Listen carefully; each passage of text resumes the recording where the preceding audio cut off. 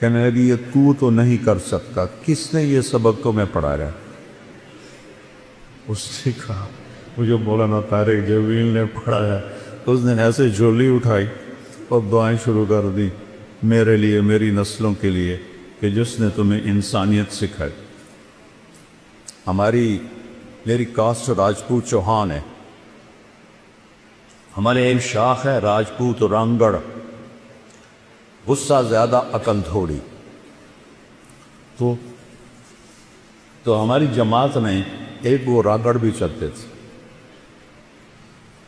تو ایک دفعہ میں نے ان کے گھر فون کیا تو وہ خود نہیں تھے۔ میں نے کہا کدھر ہیں صدیق صاحب؟ کہا جی وہ باہر ہے۔ میں نے کہا اچھا بتا دینا کہ طارق جمیل کا فون تھا۔ تھوڑی دیر کے بعد وہ صدیق صاحب آ گئے، مولانا آج تو کمال ہو گیا۔ میں نے کہا کیا ہوا؟ کہ میں گھر آیا تو میری بیگم کہنے لگی وہ تھارے مولوی کا فون آیا تھا۔ میں نے کہا کون سا مولوی؟ کہ وہی جس نے تمہیں رنگڑ سے انسان بنا دیا۔ وہ کہنے لگے میں نے کہا میں پہلے انسان نہیں تھا؟ کہنے لگے نہیں۔ میں نے کہا کیوں؟ کہا بول تیں اور میری شادی کتنے سال ہو گئے؟ تو کہنے لگے، میں نے کہا 27 سال۔ کہنے لگی 27 سال میں ایک دفعہ ہنس کے بولا ہے میرے ساتھ؟ ایک دفعہ کی قسم کھا رہے 27 سال میں ایک دفعہ کبھی ہنس کے بولا ہے؟